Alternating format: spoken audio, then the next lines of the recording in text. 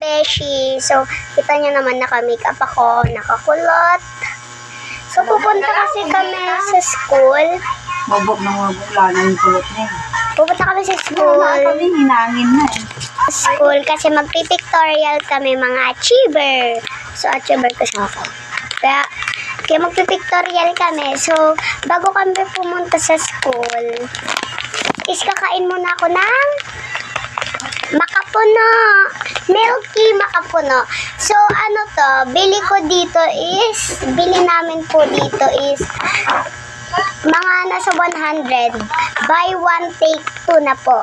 Opo. Bili na po kayo ng ganito. Kasi lang po, ang liit-liit lang po niyo. Ayan, kumain na po ako kanina pagkadating. Kaya po, hindi ko po siya napakita sa inyo. So, nag-vlog din ako kanina na mag-a-day in my life. So, wala nang patumpik-tumpik pa. Tikman na natin. So, madami tong laman kanina.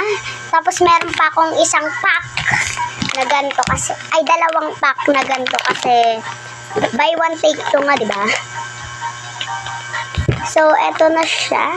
So, tatlo na, ay hindi. Madami pang natira. 5 na lang yung natira kasi nakain ko na yung iba ng laman neto. So, open na natin. Na-open ko na siya kanina kaya ganun ko na lang. Next. Ang sarap neto kanina.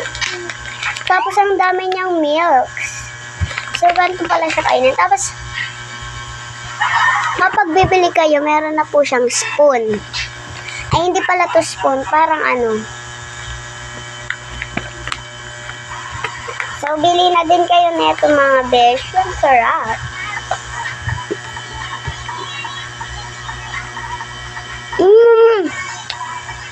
Ang sarap.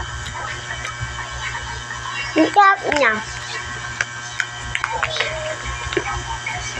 Nagsisan ka pa ba din ako? Mm. Ay, nagsisan nga dito. Doon, sa school, yun ang tawag. Barkado. Wala na din na sila nagbebenta. May? Ayan. Ang dami niya. Ang sarap ng powder. Meron din flavor na chocolate mga bente kung gusto niyo. Pero bet ko yung milky kasi mas masarap yung milky kaysa sa chocolate.